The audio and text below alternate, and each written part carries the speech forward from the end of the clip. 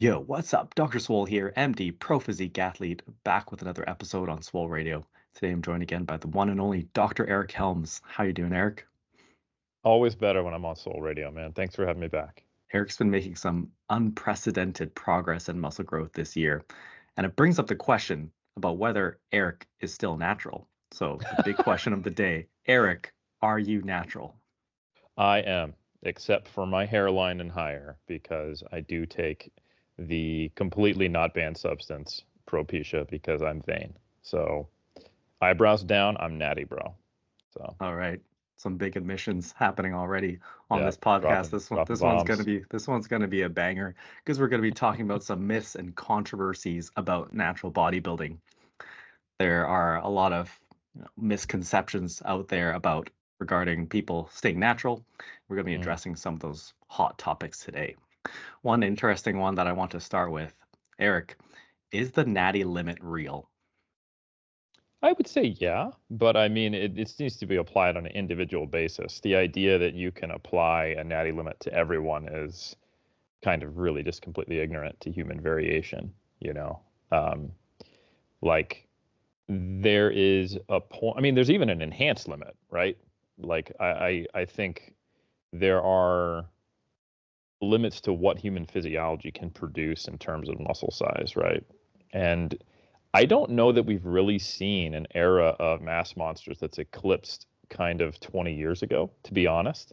Hmm. Like if we talk about Ronnie Coleman or Jay Cutler at their peak, are the current guys really actually bigger than them for any other reason besides genetics? I don't think so, you know? So, and if anything, there's been a push to create the classic division and have a different kind of look and things like that, and Chris Bumstead being popular. So there are clearly limits. Um, but the idea that that could be represented by a fat-free mass index or, nah, his arms look too big, bro, or something, Yeah. anything in between those two is, I think, false. Um, there is essentially a natty asymptote for anyone. So if you don't know what an asymptote is, it's essentially the application of diminishing returns. The closer and closer and closer you get to uh, this point, the harder and harder it is to get there. It's kind of like the speed of light for physics nerds. You know, your mass increases to the point where it almost becomes infinite, so you can never truly actually break the boundary of the speed of light, um, which is kind of neat. And there is basically a genetic limit for everyone, but it's far more complex than that. Like you might be able to get really, really close to it, and for someone that's going to look quite enhanced, even though they're natural. For someone else, it might be like, oh, so you've been lifting for a couple of years, and it's just kind of the hand you were dealt. Um, I think it is just as foolish for a natural lifter to aspire to the physique of an enhanced IFBB pro as it is to aspire to the physique of one of the best natural bodybuilders of all time. Um, even if we were in a alternate universe, or if we were 100 years ago before anabolic steroids were there, if you take the peak athlete in any given sport, the likelihood that you could achieve that same level of performance is really, really low, no matter what. You know, Mhm. like if you were to take Carl Lewis, and there's been some debate around this and some kind of modeling. So for those who don't know, he ran at the 1936 Olympics on a dirt track and, you know, like really basic shoes, and I think he ran a low 10. There's been some debate in sports science that if he'd had the right kind of track, modern shoes, that he probably would have ran like 9.8, 9.9, something like that. So Mhm. that's insane, you know. And the reality is that you could take the average person, get them into sprinting, give them all the drugs in the world that you think you would help, the most modern sports science, everything, and the average person's probably running an 11.5, you know, at best, right? Mhm. So I think we just need to understand the degree of human variation, and the idea that you can tell whether someone's drug-free or enhanced by just looking at a picture is only true when you're talking about the extreme outliers. You know, the number of people I've ran into the gym who you find out are in gear. I mean, it would make you think they were fake enhanced, not fake natties, you know. so yeah. Yeah, I think that there's a lot of overestimation and underestimation that goes in both ways Hmm. in terms of, yeah, when you think about the most jacked guy at your high school and like the dude who wasn't working out at all but was already pretty swole. You can imagine if you gave him some optimal training and consistency over, a couple decades, that he would be really good, even just as a natural bodybuilder.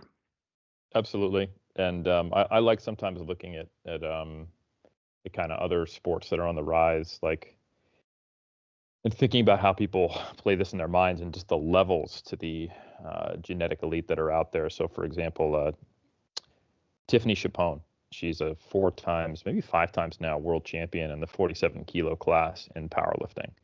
And I think she just now got out of the juniors. So that means that off of her newbie gains, she became a world champion. You know what I'm saying? Right? Yeah. So, when I finished my newbie gains, I was like, sick. I'm deadlifting in the 400s, and if the equivalent of me in like the 93 kilo class was to have my newbie gains in my early 20s and be at her level, I would be deadlifting in the high 700s. And there are people out there like that, and if you have enough entrance into a given sport, that's just the way it is. And then you throw drugs at them and it gets even crazier, right? Mm-hmm. So, but I've mentioned this before, like, I'm an example of someone who could take all the drugs in the world, do everything perfectly, and I simply would not even be able to be a world champion, even against the best untested, or even against the best natural powerlifters. So I think the general lifting community, they overvalue what drugs can do, and I think that's not to say that drugs don't make a massive difference. Like, if you look at pictures of Sean Clarita or Kai Green when they were winning WNBF shows now versus placing second in the Open Olympia or winning the 212, I mean, it's night and day. There is just a certain level of size they can get to. But, putting on muscle mass is not the same as performance, et cetera, et cetera. So it is the simplistic way that people paint this is just not that simple. So, yeah, I think those are things that a lot of people don't spend a lot of time thinking about, and they kind of just repeat what they hear online, and it's really what you're exposed to. Some people are inundated with enhanced physiques from a very young age, and that's their exposure to bodybuilding, and I think that can really warp their view. And then some people might be very ignorant to it. The way you can see this playing out in our social space is if you take a pretty good natural bodybuilder and their pictures for some reason go viral, or they get on another channel where they're featured, it's really interesting how polarizing the comments are. You will get lol, natural bodybuilders look like swimmers, right next to a comment that says, yeah, and this guy's not natty, clearly cheating. You can't develop that kind of physique with drugs. Mm-hmm. And they both are so confident in their worldview, and yet they're both wrong. So, or not even wrong, but just they are wrong if they think the person's not natural, and they actually are, but it belies what their exposure to and where their reference point is, which is very subjective. Mm-hmm. I'm really interested in the shape of this asymptotic curve of, natural progress over the years. And this is something where obviously there is a lot of context to this and a lot of individual variation. But as a very rough benchmark, broad strokes, what are some realistic ranges of muscle gain per year in pounds as a beginner, intermediate versus advanced athlete, assuming all variables are optimized? That's really tough to say. It's much easier to talk about this with strength because we have huge data sets from like open powerlifting, and you can do growth modeling curves, and some really interesting research has been done. And it's much more challenging because you would need to be tracking cross-sectional area, muscle thickness, or muscle volume with ultrasound or MRI over years to get the equivalent for someone's muscle mass. Mm-hmm. With that said, I can give you my anecdotal experiences. Yeah, just in your experience with clients. Yeah, I would say, and again, there's selection bias here because people aren't going to get to the point where they're hiring 3D MJ for muscle growth long term. Typically, if they have just below average genetics for putting on muscle. Mm. But I would say like the typical person can, in their novice to intermediate phase, basically increase their body weight by about 10% at a similar body composition. Mm-hmm. And like if they've got some decent predilection towards this. So if you never picked up a weight before and you're a dude and you're 165 pounds, you can expect to be at a similar body composition at 180 in 2 to 3, maybe 4 years of lifting. And that's pretty awesome, right? And then when you like diet down for the stage, you're basically at the same weight when you started lifting, but you look way better, and your body composition is much more different. You could take the equivalent for a woman who's 140 pounds. She might get to 155 and have a similar level of like body composition. And the visual difference is striking. So in terms of pounds, you kind of have to scale that to your size, but I think that can be a decent approximate. And then as far as like, let's say now you are dedicated your life, Mm-hmm. and now you want to train for another 10 years on top of that, you might have the capacity to essentially do that again in the best case scenario. So, we'll take that same 165er, and now we're assuming they actually have a little more. They're actually quite genetically gifted for natural bodybuilding. They get to 180, they diet down to stage weight, they're 165, and then 10 years from now they're from their mid 20s into their late 30s, Mm-hmm. something like that. Now they're actually able to get on stage at closer to 175, 180, and that's kind of when we look at some of the genetic elite who are winning shows. We've got guys like Brian DaCosta who are, 5'8", and they are, in the 190s, right? They're a heavyweight who's Mm-hmm. shorter than, say, Benjamin Schuster. And Benjamin Schuster is obviously also a total freak, in his early 20s, winning the middleweights at Worlds, winning a ton of shows internationally, having an incredible amount of muscle maturity. So I think there's probably some parallels between strength and hypertrophy in terms of what that asymptotic curve looks like. So there was a really cool analysis by Latella and colleagues. They took over 9,000 powerlifters from the Open Powerlifting database, and tracked them over as long as 17 years, but they had 10 years of data on I think almost all of that whole data set. And they looked at how long did it take them to get to certain levels of strength. And this gives you some similar parallels. The numbers aren't going to be exactly the same, but it kind of gives you the indication of how logarithmic this is and not in your favor. So the average powerlifter, if you look at like the most recent largest surveys, there was some that we did for Alyssa Joy Spence's PhD here at AUT. We had like over 300 responses internationally. Most of them had been lifting for 3 to 4 years before they even start competing, right? So the newbie gains are done. They're into their intermediate stage. And so they put on a decent amount of strength and muscle mass. And then in their first year of competing, if we go back to that Latella data set, you see on average about a 10% increase in strength. So let's take that similar 165, maybe 180 pound male person as an example. And let's say they're decently gifted for strength. Maybe they total, 1,000 pounds in their first year of competing. And maybe before they started competing, they totaled in the low 900s. So that's like your 10% increase. Mm-hmm. This person's super motivated. They're like, sick. Next year, I'm going to total 1,100. Year after that, 1,200. Year after that, 1,300. Couple years, I'm national champion. Couple years after that, I'm world champion. Mm-hmm. Unfortunately, that's not how it plays out on average. For some, it does, but on average, what you see is to get another 10%. That happens at the 10-year mark.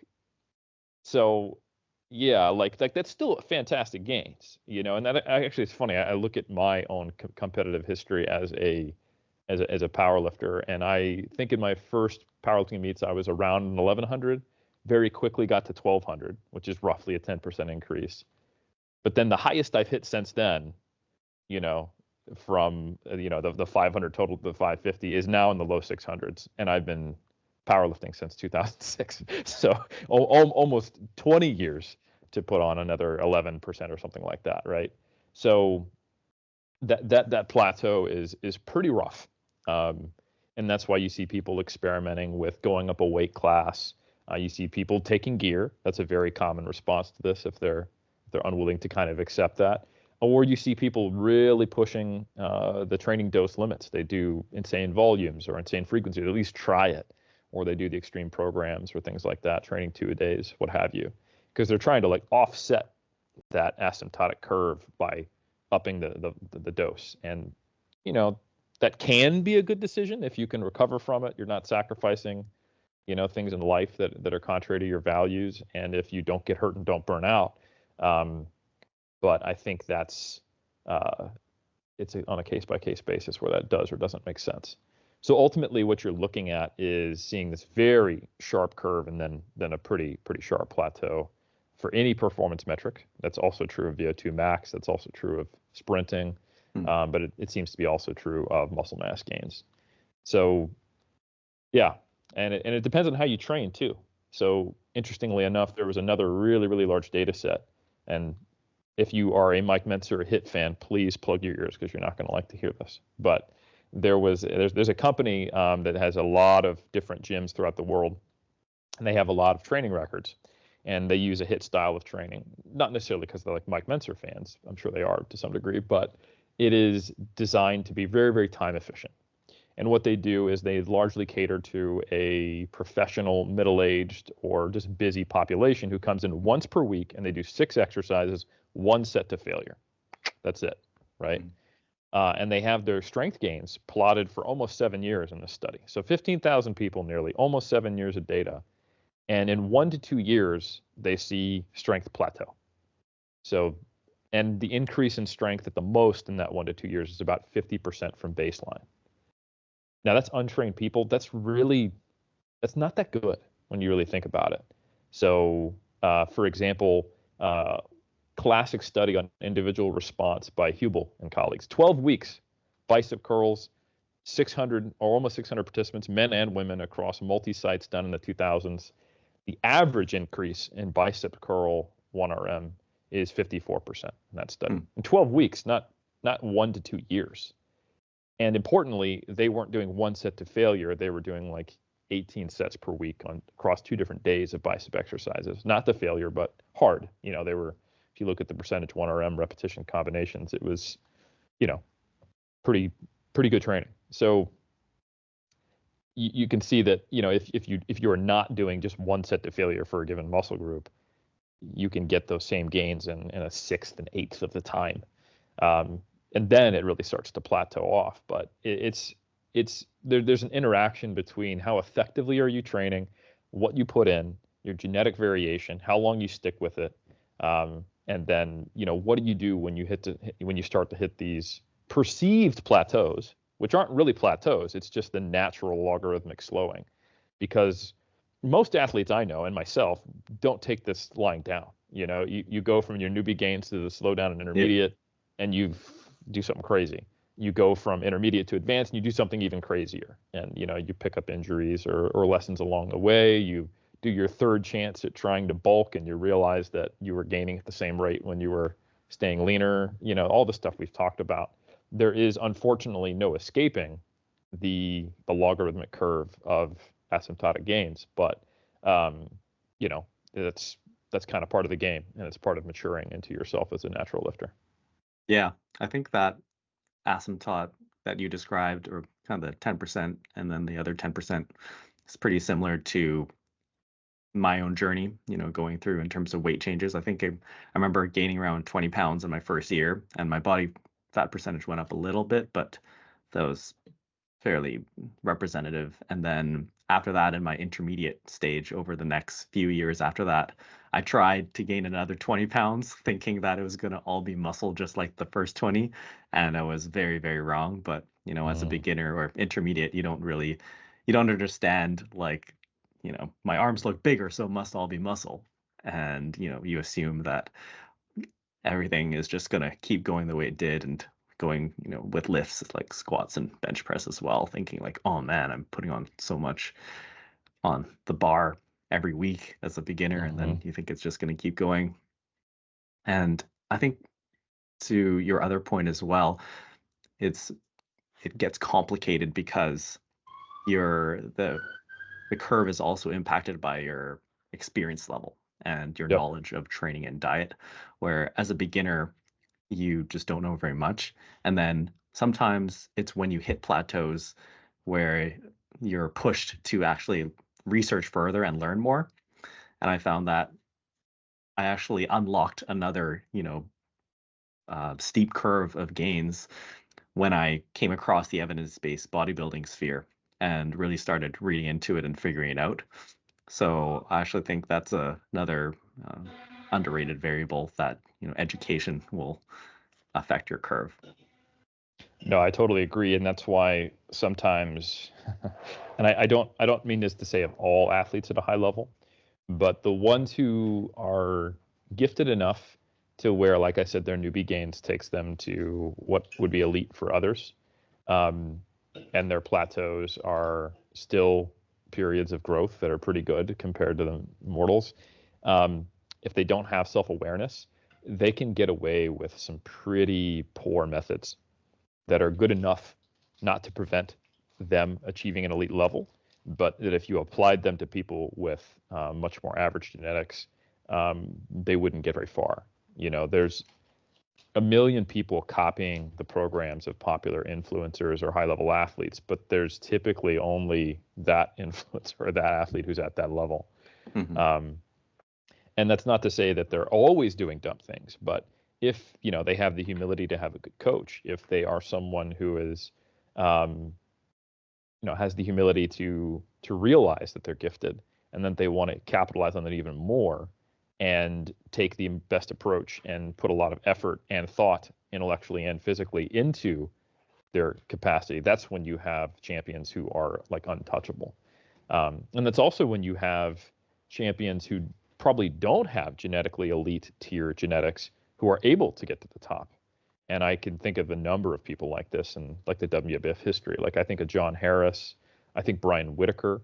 There are a few who are taking things much further than you would anticipate.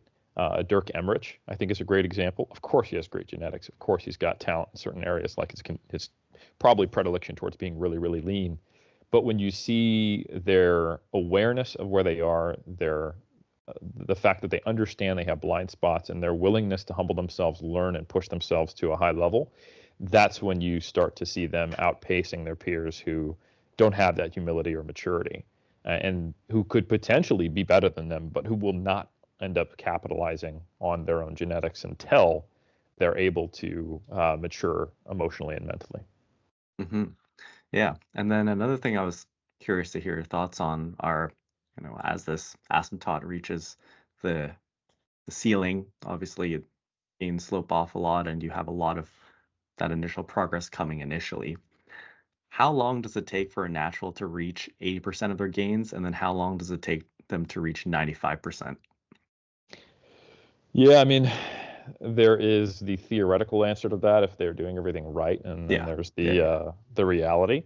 And the reality is, even when you think you're doing everything right, we are still getting better and better at what we think. Sports science is evolving as a field, right? Mm-hmm. Bodybuilding, even ignoring sports science, is improving its own methods, just from kind of our in the trenches awareness and the desire to be better and all that. So I think I'll just give the realistic answer on what I typically see is, you get to like 80% of your gains in the first 3 years in most cases, if you're doing things right. And then it might take another 10 years to get to 95%. And then you're going to spend the rest of your career seeing how close you can get to 100%. Mm-hmm. Now, one thing that's quite interesting about that, though, is that the perception of that is not equally weighted. Because we view people within our own peer group as comparators and we operate within a bell curve. If you are, let's say, regularly attending bodybuilding shows and you're in the natural bodybuilding community, you're not just viewing this from Instagram, and you're looking at other people who are, let's say, in the novice class with you and people in your gym, and you're not just doing this on the internet, because that'll give you a very skewed perspective, right shifted towards all the outliers, right? You'll think, okay, at a certain level, like a certain bandwidth of competitiveness, you rate that a certain way. And then being able to make a small change that elevates you above that, we weight as more, right? This is the kind of the difference between running an 11.5 and an 11.4. Nobody cares about. They're both average sprints, right? But the difference between a 9.9 and a 9.8, or a 10 flat and a 9.9, even though it's the same relative difference, it's the same absolute difference, and it's actually it should be weighted the same, but it's absolutely not, you know. And I think that's true of physiques as well. Once you get to kind of what we see as like a good natural physique, if you have more that you can grow personally with your own genetics, and you get there and you improve 2 to 5% over what is seen as a good natural physique, and now you've just crossed over into like a very good natural physique, all of a sudden, even though you've only put on an additional pound of muscle, or you've fixed a few weak points, or you've gotten yourself a little bit more conditioned, there's going to be like a large proportion of people who think you're not natural, right? And it can move your placing up quite substantially. So the tighter the competition, the more small differences make a difference. And when you coach like pro bodybuilders, this is why you can take an amazing physique and their peak's a little bit off and they drop from first to fourth. If you do that in an amateur show with the same physique, they're still probably going to win, you know. I think it's hard for people to conceptualize it. If you go to a natural amateur show and it's moderate size, we'll say 70 to 100 competitors, someone who wins a pro card there is very good in most cases, and they are typically somewhat of an outlier. Then if you go to a pro show that has, let's say, 30 people in it, a big pro show, all of them, the average person there, the guy who's going to place 15th is that good, right? Mm-hmm. And it's a level of there's such a gulf between someone who wins like a novice overall and who wins a class and who wins an amateur overall, between someone who wins a pro show. It's like the steps get larger and larger and larger away from one another. And the reality is that most people who enter natural bodybuilding can't achieve that. That's just what it is. And I only know that from having been in the game as long as I have. And it's definitely not the way athletes should think or do think, but it is the reality. And I think that means that when you're in the genetically elite, these small changes do make a big difference. Refining something, losing 1 more pound of body fat, or mostly body fat even, can drastically change your placing. So it's even though it's a small change that everyone would be like, yeah, okay, cool. You took another 5 years to increase your stage weight 2 pounds in your 30s. No reason to believe you're enhanced. But if I just saw your stage pictures from this season to last season, what did that guy do in the off season, bro? Like, they got to off season test that guy, you know? Yeah. Yeah.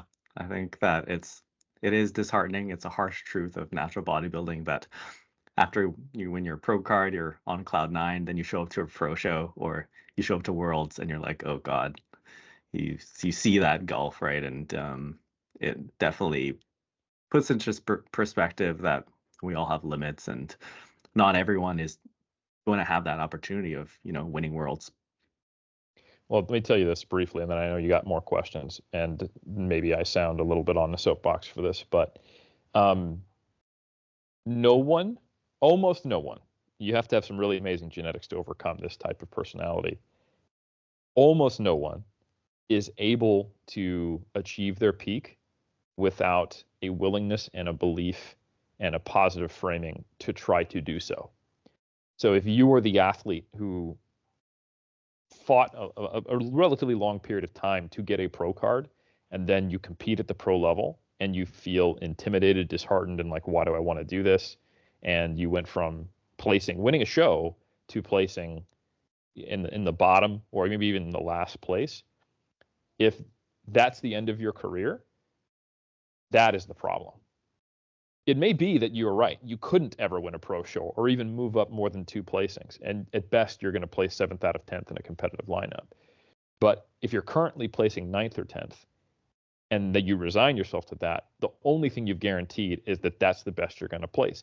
And Yeah. hey, maybe it wasn't worth it to try to move to 7th, but the reality is you don't actually know how close you are to your potential. So you need to have a relentless optimism until you've literally proven yourself wrong. You need to find out if there's more stones to turn over, because there might be, and there often are. And the assumption that just because you're a hardworking, dedicated bodybuilder and you've put in a lot of times and it's been 10 years, that you're actually doing everything as perfectly optimal and that you have filled your cup as much as you think is just that. And it's an assumption. And I find the successful athletes are the ones who think they've given everything they can to get to a certain point, get to it, exceed their expectations, or get exposed to this new level, and they have enough self-efficacy for that to be motivating. They go, you know what, I'm going to find a way, and then they sit down, they bring in other people, they get outside of their own head. They think, all right, it's taken me, I'll use myself as an example, right? It took me 20 years of training to win a WNBF pro card, and I've been researching, bending my will towards this, coaching. I'm humble enough to have my own coach. I try things on. I'm certainly stubborn in some areas.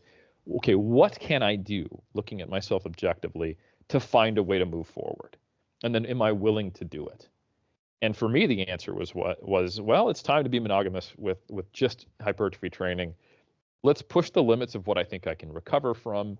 Let me bring in concepts of training that I really haven't played with before, and let's just push the envelope and see what happens. And I think, like, there's kind of this crossroads, right?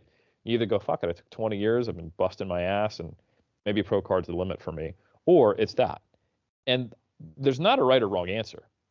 Maybe who would have blamed me if I said, you know what, it took me 20 years to do this. I'm a businessman. I'm 41. I've got PhD students. I'm going to retire. I did it. I got my pro card. Everyone would give me a celebratory cheer and go, yay, right? So that's fine if that's the right answer for you. Maybe you want to have kids. Maybe you want to get married. Maybe you want to start a PhD. Maybe you want to move. Maybe you feel satisfied. That was your goal. You achieved it. But I mean, it's just, you just have to be aware that there is no getting to your potential without basically committing to going until you find out that you've definitely tried everything and you haven't gotten there. So you only know in retrospect, which is kind of the lesson of, well, why not just freaking commit and push it until you're in your 50s when you're probably empty the tank, regardless of what you have done. You're out of runway, and now you can just maintain it and have a whole lot less sarcopenia than everybody else and all your peers, and look like you're 20 years younger and live a good life. I feel so motivated right now. Let's go. I love it.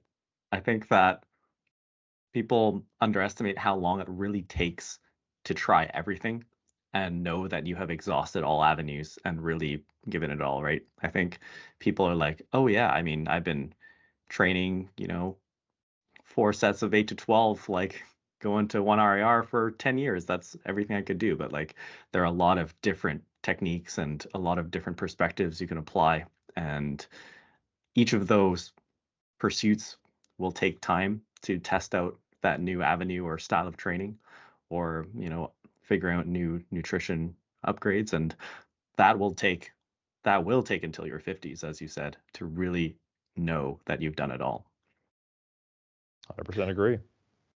Seeing some of these outliers in natural bodybuilding, like obviously yourself coming out into the pro ranks at, onto the world stage, and people like Jeff Alberts, what would you say is the age range where natural bodybuilders are at their peak? It's related to when they start lifting. So if you've got someone who started training hard, focused, and with maturity as a teenager, which I think we have seen, like some of the, actually, Alberto Nunez gave a great interview on the General Muscle podcast. Big shout out to Lawrence Greaves, and big shout out to my homeboy Alberto. He was talking about Frederick Ibsen, who had a real tight battle with Benjamin Schuster. And I want to say that Berto had worked with Frederick 10 years ago when he was still an amateur, and thought that they were perhaps approaching something close to, like, his kind of asymptotic plateau, slow gains. But if you look at where he was then versus now, man, he is one of the best natural bodybuilders on the planet, and just an incredible physique. And it was close. I think it was pretty damn close between Benjamin and Frederick. And I do know several people who would have given it to Frederick because his muscularity was more. He wasn't quite as shredded, but who is as shredded as Benjamin Schuster besides like Dirk, right? So I think that's an example of someone who you might have thought was tapped out and they're hitting their peak in their 30s. The crazy thing is, like I said, Benjamin Schuster's in his early 20s. And I think when he hits his 30s, if things keep going well, it's going to be mind-blowing. From what I've seen anecdotally, people typically get to their peak if they started lifting as a late teen or in their 20s. If they're primarily focused on bodybuilding and that's their main thing and they're really, really serious about it. And I don't mean like they also did powerlifting. I mean, like, we're all amateur athletes, even though when we're pros, right? Because natural bodybuilding, you could win every single show, and unless you got your tickets paid for to fly to all of them, you're coming away neutral, right? You're paying for your polygraph. If you're doing well, you're also, you have to, like, you pay for your drug testing and you pay for your flights, you pay for your accommodation, and the prize money is unfortunately lower than I think it should be. So yeah, maybe you're coming away 10 grand up if you're the best in the world after a very, very, very, very successful season. So we're all amateur athletes, right? So depending upon your job, your family, et cetera, the economic situation you're in, all that, how much can you dedicate to it? If you're one of the lucky few who can really be almost a full-time athlete in practice, maybe late 20s, early 30s, you're going to hit your peak. The cool thing is then you can sustain it and maybe make slight gains in appearance, even if you're not necessarily making huge muscular gains. Refining your conditioning, posing better presentation, better color, all these types of things. Knowing when and how to hit shots at different times when you're being compared, everything. There's a lot of aspects which can impact your performance, peaking better, figuring that out, dialing it in. So now you've got 20 years left of being at your peak. Jeff Alberts is a great example because he started lifting as a teenager, and I don't know that I don't think he is bigger now in his mid 50s than he was in his late 30s, early 40s. When he came out, got his pro card, he won the IFPA KC International back in the day. He's placed 4th, 5th, and 6th in different very, very competitive world's lineups. The most competitive one being 2023, placed 5th in the lightweights, which was the most competitive pro class out of all the pro divisions, men and women, in worlds that year. It was insane. And he did that in his 50s. And I think it was the best version of Jeff Alberts we've ever seen, from a combination of conditioning, shape, muscularity. And there are certain things that he would tell you, like, I might have been a little bit bigger in this year or that, but as far as just the overall quality of the physique, it was his best, in my opinion. So that's pretty cool. That means he's been maintaining a peak for close to 20 years. And if you look at Marshall Johnson, someone who's actually battled cancer, he's in his 60s, and he placed second in the IFPA Yorton Cup, not in the Masters, in the Open overall. So I remember when he placed second to Doug Miller in the Yorton Cup, more than a decade ago. So the guy is still, at least from an objective placing standpoint, just as competitive as he was at a time when we thought he would have been going downhill, and now he's 10 years past that. Not everyone's Marshall Johnson. Not everyone's going to be in their literal 60s looking like a 38-year-old top-tier natural bodybuilder, but it's also not that uncommon for the top-tier genetics. So I think, you're typically going to see the best pros in their 30s and 40s. Right now, we're seeing kind of a boom.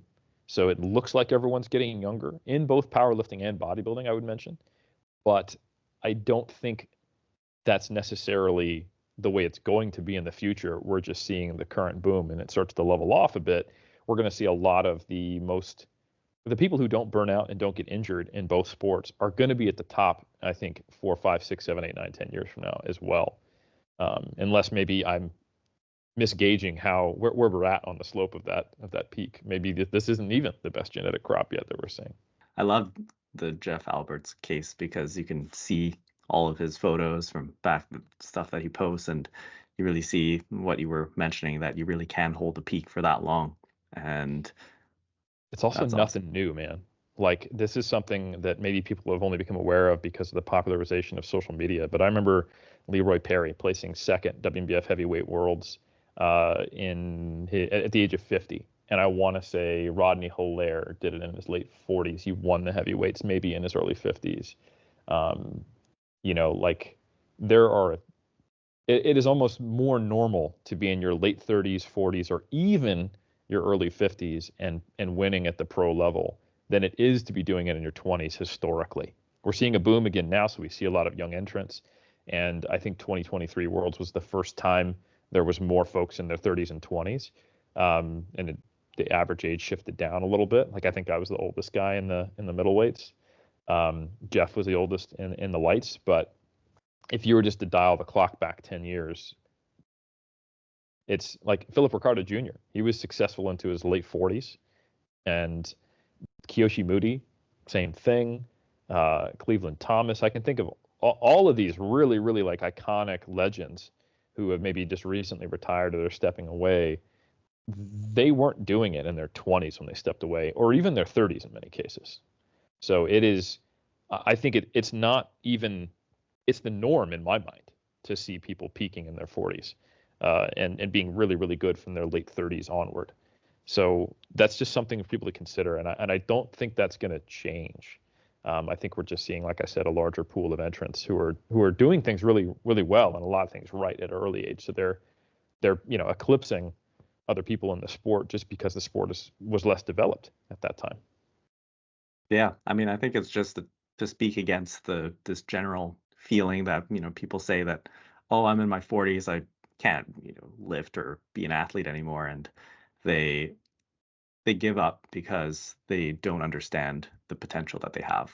Or they look at other sports, and you have to think, what's the key characteristic of the sport that enables you to keep progressing? So, for example, the velocity required to be really, really good at Olympic lifting, because you have to basically, you don't have to pull the bar as high if you can drop under it very, very fast, right? It's really that simple when we want to just kind of, get away from myosin heavy chain expression and like, force velocity profiling. It doesn't need to be sciencey.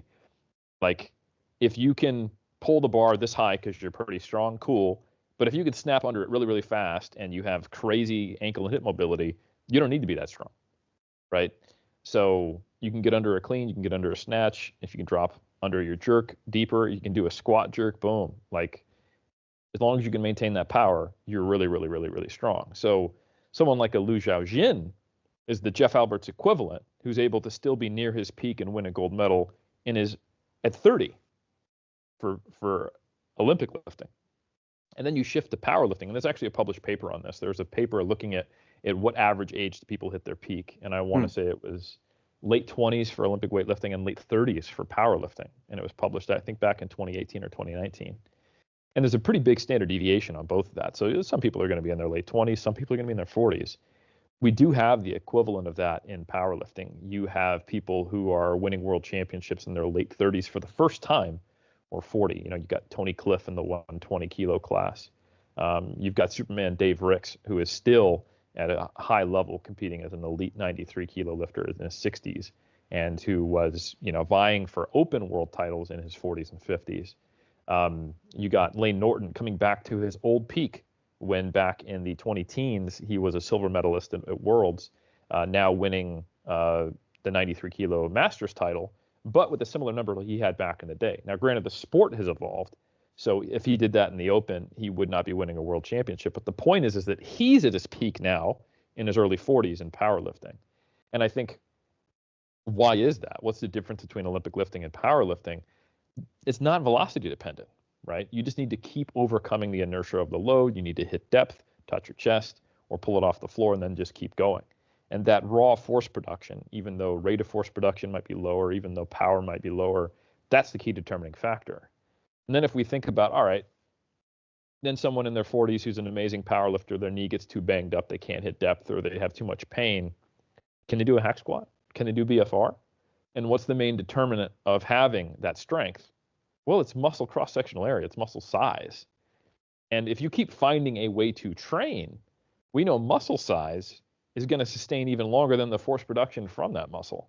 So it's not surprising to me that it's kind of like late 20s for Olympic lifting, late 30s for powerlifting, and late 40s for bodybuilding. So it's kind of a cool thing in that regard. And people are more likely to burn out from bodybuilding from non-physical factors. People are always talking about testosterone and TRT and all that. But the funny thing is that while your baseline muscularity is somewhat affected by your normal basal testosterone levels, your responsiveness to training is not predicted by it at all. You can look at hyper-responders or low responders to training, no discernible mathematical relationship with their basal testosterone levels. And of course, because women make the same proportionate gains to men and they have a fraction of our testosterone levels. So within the normal range, it's just not a factor.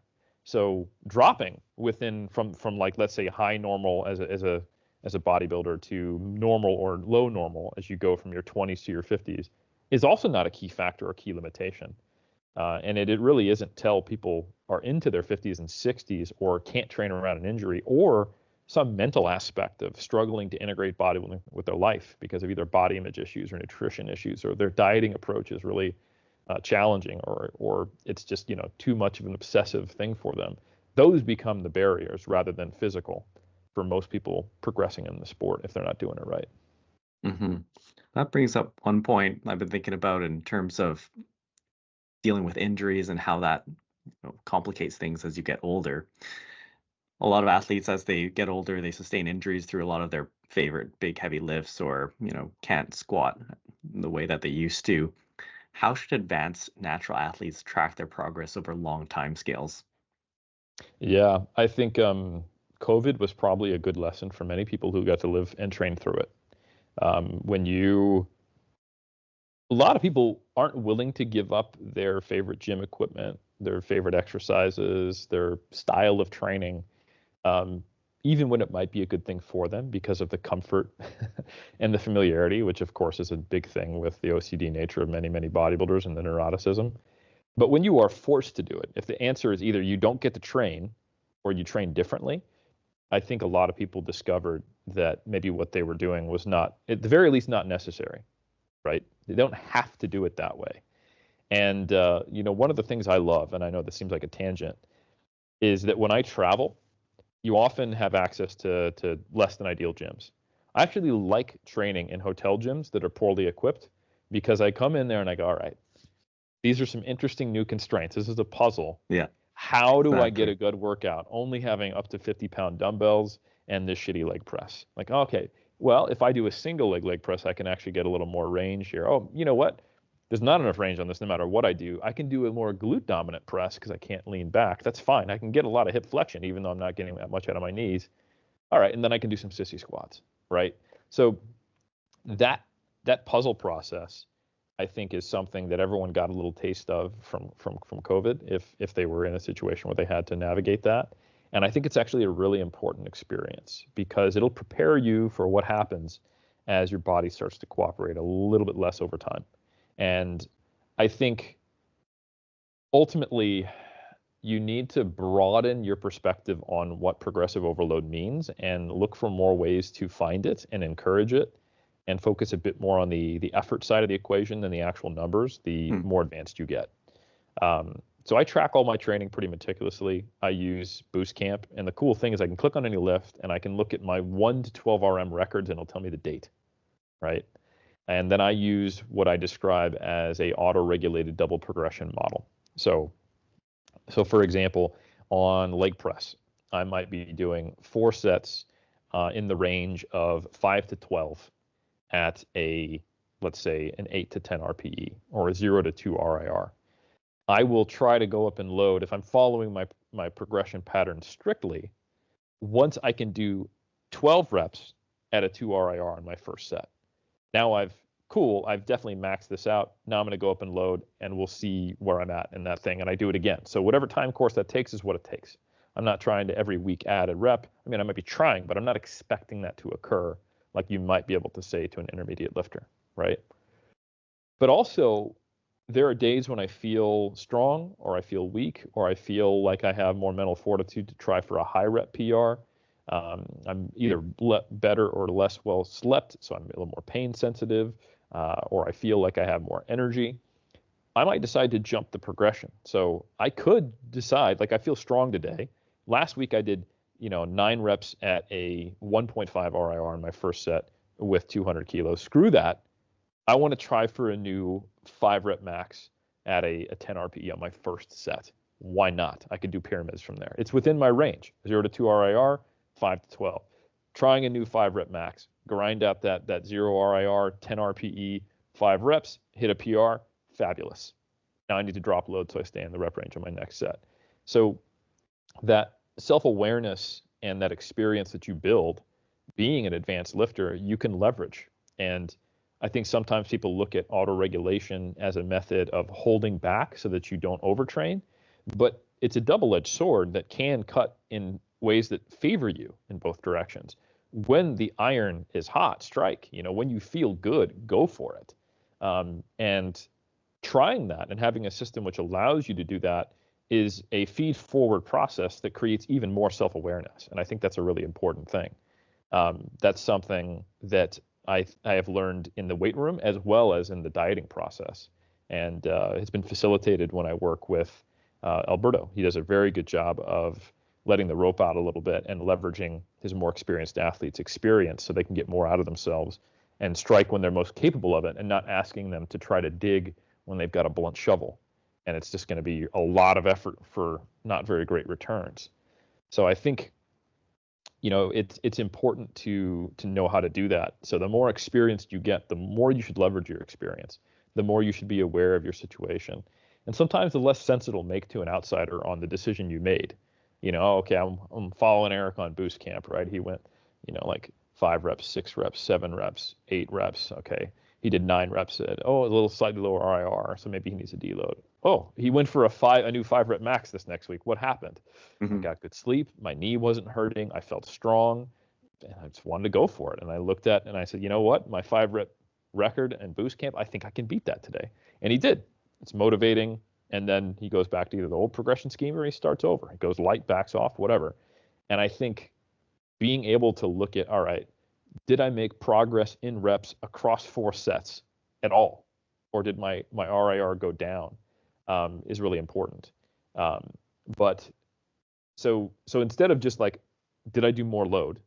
It's, did I do more work across 4 sets at a given load at a lower RIR or a higher RIR, broadening your horizons a bit there, and then also looking across old training data, but then less quantitatively, just understanding through your experience or through understanding what does the actual muscle physiology underlying adaptation tell us, is that the effort is probably most important. Just because you may not have the ability to perform well today doesn't mean that you're not inducing overload, right? The ability to make progress is indicative of prior overload that got you here. So your performance is somewhat muddied by the black box of fatigue dynamics, the biopsychosocial model. What video did you watch beforehand? How distracted are you? Are you traveling and the sled is actually 10 kilos more? There's all these other factors which are going to result in whether or not you can hit a PR today. But if you push it to the appropriate RIR and you're gauging it accurately, you're controlling the eccentric, you're putting maximal force into the concentric, you're not altering your range of motion or your joint mechanics in such a way that is making it less favorable from a hypertrophy perspective, and you do the work and you do it in appropriate effort, the stimulus is there. And it will show up so long as the recovery environment is there. It may not show up this week. It may not show up next week. But if you can adapt, if you're not at the peak of that asymptote or really close to it, you will. It may not be to the degree you want. It may not be with the time course you want because you might already be 20 years in the game, but you are making a few extra contractile proteins, grams of tissue, maybe come on in the next couple weeks. And I think ultimately it takes experience to know that, and not operating from a place of fear or neuroticism, but operating from a place of knowing that you're putting in effective work, being aware of what you can handle, knowing where you have been and knowing where you're trying to go, and having realistic yet optimistic expectations. They would be a perfect date for me to go shoot for an auto-regulated PR now that I've listened to Eric on his soapbox and my motivation is at 11 out of 10. Everyone's getting hurt after listening to this podcast. I know. Okay, I'm going to give you a few statements, controversies, myths about natural bodybuilding, who knows, and we're going to see what Eric thinks about these. So, Eric, comment on this statement. You can't get big without getting strong as a natural. Sort of right. You can't get bigger without seeing increases in strength over the long haul, and with a very broad definition of strength, which could mean the number of reps you got across 4 sets in the 8 to 12 rep range on something like a leg press.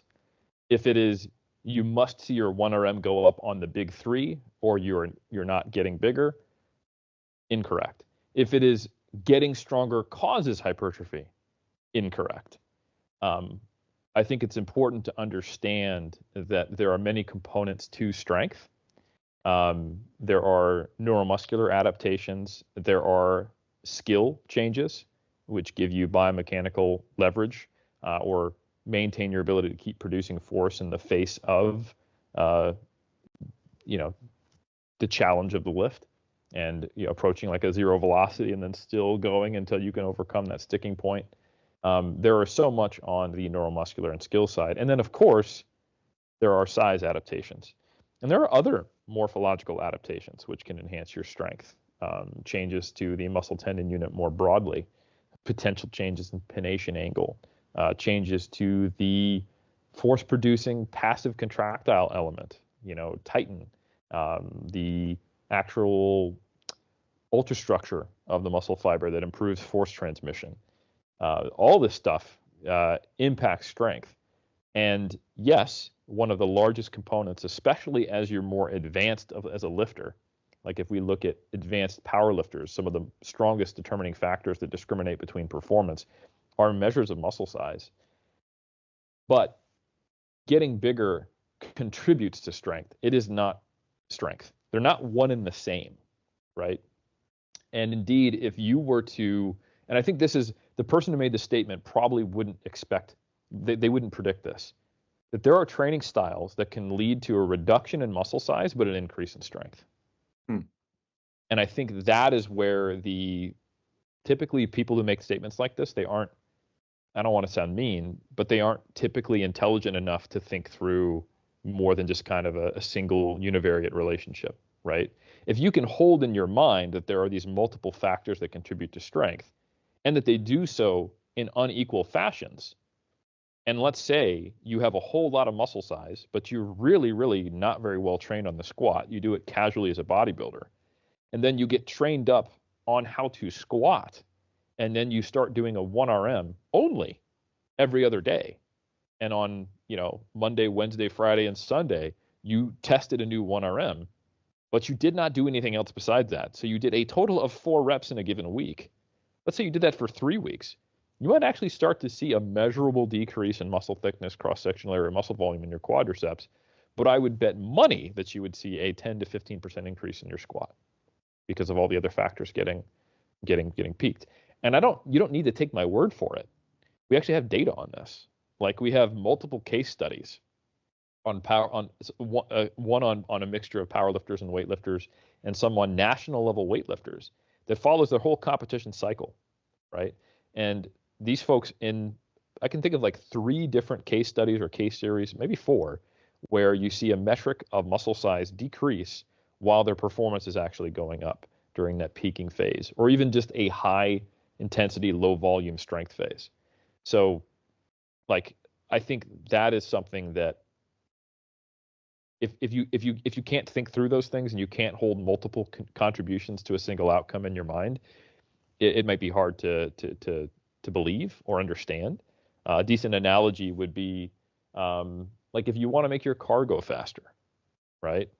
You could change out the engine to being a more powerful engine, but if the weight of the car and then the tire tread is worse, like the weight of the car goes up, you got a bigger engine, and then let's say you haven't changed your tires in a while, so you're getting an increased amount of friction when you drive, and then I don't know, something else. You had a spoiler on before, you take it off, you lose some aerodynamics.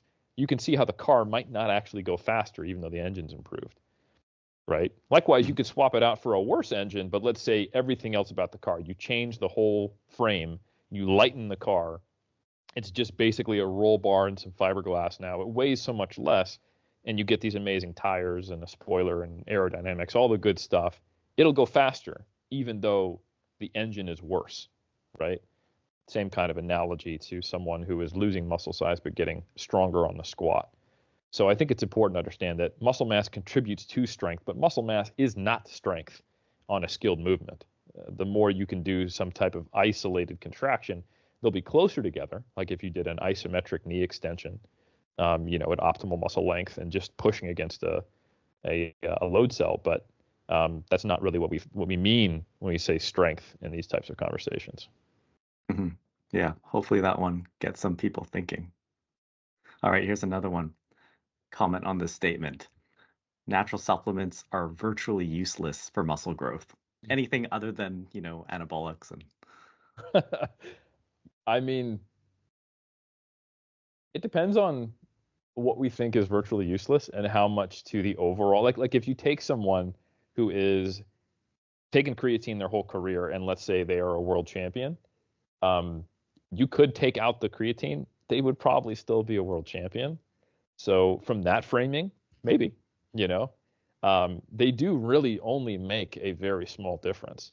But to me, something's utility is normally judged by humans by what its cost is. And it costs you very little to buy creatine, and it takes almost no time to take creatine, right, as an example. And it will produce a measurable, trivial to small effect size as far as the actual contribution to hypertrophy. So is that going to make much of a difference? It'll make a trivial to small difference, but it will be a real difference. Is that worth it? I don't know. Do you mind spending $5 a month on this? Like if you do, then okay, then don't do it. But it's kind of the thing where supplements have always just been supplementary, and you shouldn't expect much out of them. They're not going to do much. They are not anabolics, but they do something. And some of them are probably the only ones I'd recommend for pure muscle building, which would be creatine. They're just simply like why not, right? As long as you're getting it from a third-party tested source, so you're not accidentally destroying your whole career to get that trivial effect size. Mm-hmm. And then there are edge cases or individual contexts where they become very important.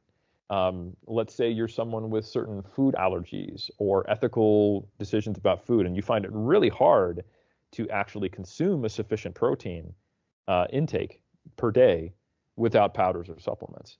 Now they're like now it's almost saying your diet doesn't matter for muscle growth, and it does, right? And now this person may not be classifying protein powders in the same category as supplements. I can understand that. I don't often think of them that way either. But I think context is really dependent here, and what frame of reference are you talking about? But I would agree that the gulf between supplements and drugs is massive. Mm-hmm. If you could give a percentage to it, what percentage difference would you say supplements makes? Less than 1%. Yeah, agree. Okay, one more. Comment on this statement. You need to bulk and cut as a natural to reach your potential. If you're competing, you do. Mm-hmm. Because literally you can't get on stage without cutting. Yeah, and then literally you can't make progress in the state that you cut to if you stay shredded. Yeah. Assuming you're a non-competitor. Non-competitor? It depends on your starting point, to be honest.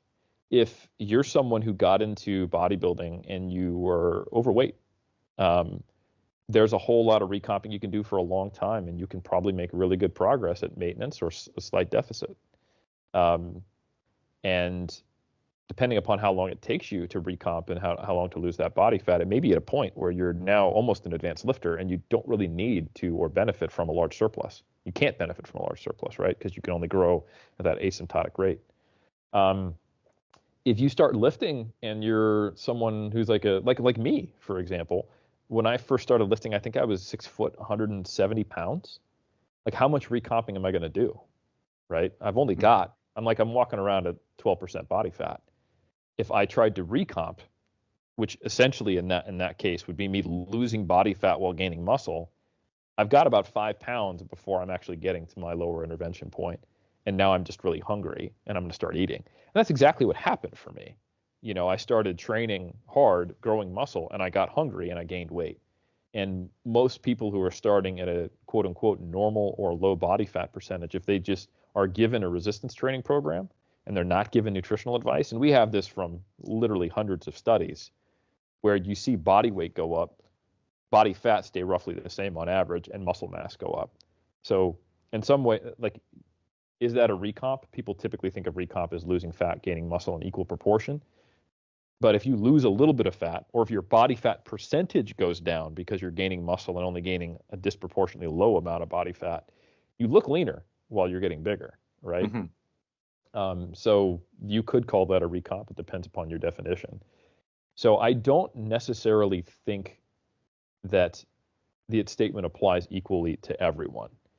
For people who are starting skinny, for people who struggle to get in enough food, and for people who start just lean, not even necessarily skinny, you're gonna have to put into a surplus because you don't have recomp capacity, right? You're sitting around your lower intervention point, and then if your body fat goes down, now you're in a place that's not great for building muscle, and you have to actually restrain yourself, so that's not ideal. And if you're someone who is, and this is really common these days because Instagram, even among men, is providing a lot of pressure on looking a certain way. You always want to look lean. You think everybody always looks lean who lifts. And if you're holding yourself back from being in a surplus for a large period of time, going through, I wouldn't describe it as a bulk cycle, but an intentional gaining phase at a reasonable rate could be the difference between you making your intermediate phase and not at all, and kind of just making your newbie gains that are going to happen almost independent of what you do outside of crazy nutritional starvation or deprivation, or only cutting, for example, and not getting there at all, right? So it is very, very context dependent for that statement. And also, what do we qualify as bulking and cutting? Like if someone who goes on like a gaintaining phase for 6 months and they only put on, say, 6 pounds or 3 kilograms in 6 months, I would classify that as I wouldn't call it a bulk, but they actually went through a gaining phase. I don't know if this person would go, no, that's what I'm talking about. It's fine to do that. They don't need a bulk though. And if we're talking bulking, like I'm trying to gain 10 pounds a month, then absolutely agree. No one needs to do that. Even the rank novice who has some potential to benefit from that would probably do better at half that rate, right? So I think it is very context dependent on how do you define bulk, and then who is the person we're talking about. Yeah, and I guess as a follow-up, how far do you think people could get with the gaintaining approach? That is just gaining at a rate that just captures muscle growth, and you would never need to cut theoretically. I don't think that actually exists after early stages or in spurts. Like, to be in a small enough surplus to build muscle, you don't get to choose to only build muscle. You have to have such a strong stimulus for only muscle growth to occur when you have a surplus. It's somewhat much more rate limited. Like the ability to put on adipose tissue is not rate limited. If you can get it through your digestive tract, you can store it as body fat, right? But it is so dependent upon your propensity for growth and how effective your training is on whether or not you can put on muscle tissue. I'll do a brief aside. There's a great study by Rosnick and colleagues. They took untrained university males and they gave these 3 groups different interventions. One, they followed their habitual diet and they started going on a training plan, a good training plan for 8 weeks, right? And you look at it, pretty solid bulking plan, or rather training for hypertrophy plan. The other 2 groups were given a 2,000 calorie weight gainer per day that they added on top of their habitual diet. If you look at the numbers, they probably adjusted their eating down a little bit because they couldn't just add 2,000 calories without some type of compensation. One group, it was just straight maltodextrin, so basically just 2,000 calories of sugar on top of their diet. The other group, I think it was like a 20-80% mixture of whey protein and maltodextrin. And those 2 groups saw no change on average in body fat and gained three-ish kilos of lean mass and body weight. So they put on pure lean mass, 3 kilograms in the 8-week period, almost a pound a week of scale weight change. Obviously, a ton of that is glycogen, water, and a kilogram of lean mass is actually relatively low energy content. So they weren't in a huge surplus. But the point is that they didn't gain any body fat. They put on, basically a pound a week of pure muscle in 8 weeks. That's a lot. Yeah. And you look at that and you go, oh, bulking's amazing for novices. And it is. You're not wrong. But that's not that fast of a rate compared to what is sometimes done or advised. And the real interesting thing is when you look at the control group. So the control group, they put on about 1.5 kilos of lean mass, or maybe 1 kilo of lean mass. I think 1.5 kilos. But they also dropped about 1 kilo of body fat. So they were in a net deficit. If you think about the energy composition of fat mass versus muscle tissue or lean mass, it's almost 1/9 if you look at it. So adipose tissue has roughly 9 times the energy in it if you took the similar weight or similar mass of muscle mass or lean mass of any type and fat mass. So the fact that they dropped, 1 kilo of fat mass, that's like a net deficit of 8,000-9,000 calories over that week that they did not offset by only putting on 1.5 kilos of lean mass. So probably in a net deficit of like 6,000-7,000 calories over the 7 weeks. So it's not a huge deficit over 49 days. I'm trying to do math off the top here, but it's maybe a 100 calorie deficit per day, I think, something like that. And they put on 1.5 kilos of muscle. That's the type of power I'm talking about, where you start to be like, oh yeah, I can just, I will never need to cut again. But that only happens for your newbie gains, unfortunately, or when you start taking gear. The really interesting thing, if you talk to people in the enhanced ranks, is some people take the strategy during contest prep of upping their dosage of gear and letting the drive of muscle tissue coming on drive their body fat down because it increases energy expenditure. It's the same thing you saw in Rosnick, but just drug fueled, not newbie gains fueled. I'm in a 100 calorie deficit per day. I'm losing 1 kilo of fat mass. I'm gaining 1.5 kilos of lean mass. Amazing times. The honeymoon phase is great. It's good to be a early 20-year-old who is just starting lifting, where you can mess up your diet, you can squander the opportunity of bulking, and you can still put on muscle because the drive for adaptation is that strong. It's the only reason the species has survived today, because we need to adapt to physical demands in the face of famine, disease, low energy availability, or we wouldn't be able to survive and pass on our genes. It doesn't mean we're going to reach the pinnacle of our adaptation when we're doing everything wrong, but you can at least get those critical early, steep adaptations where you put on those initial, pounds of muscle for sure. Yeah. Yeah, I love it. Busted some myths right there. So mindful of time, we should probably wrap up here. Eric, how's your training and diet been going? It's good. I am just tipping over the 200-pound mark right now. I've been still hitting PRs in the gym. The rate of gain has definitely slowed down. For those who have been following my own journey, I had some of these unexpectedly quick rates of gain for probably the same reasons as Rosnick, and I'm not a newbie lifter, so that's pretty cool. But I pushed all my chips in and got some very, very good progress. Some of it regaining lost tissue, and some of it, me recovering from the contest prep in 2023, which was 41 weeks and me getting on stage at my leanest ever at Worlds. But somewhere, I would say by July or August, I think my late stage, maybe intermediate gains in certain muscle groups could kind of started to peter off. But I'm still making very, very good progress. And I am absolutely one of those athletes who is trying to offset that asymptotic slowdown with doing as much and working as hard as possible. I've turned my training dose, both the combination of, effectiveness of exercise selection, volume, and proximity to failure, up as high as I can. And I'm doing the best I can from a recovery standpoint, getting in steps. My nutrition's on point, really managing my sleep, and also trying to manage my stress.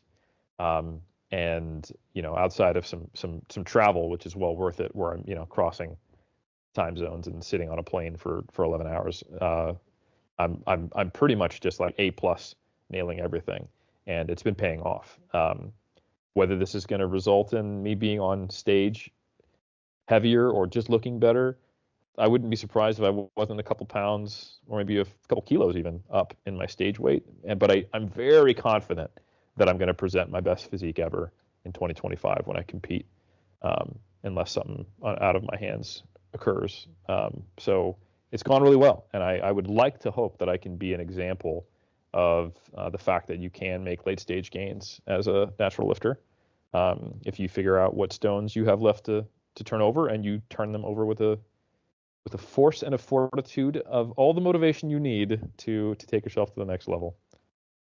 I'm hyped for this stone turning. So this has been right. great.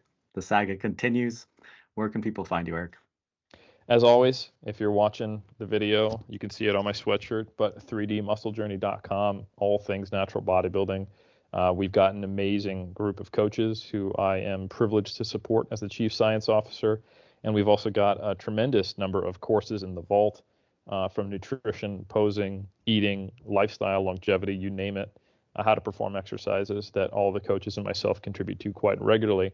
So those are the places that most of the audience here will be most interested in. And then, of course, if you want to really nerd out, muscleandstrengthpyramids.com, and, of course, massresearchreview.com if you want to stay up to date with the most latest evidence and how to apply it to bodybuilding and powerlifting. Awesome. We'll link that in the show notes below. Thanks for being back on, Eric. Always a pleasure. Thank you for having me, Doc.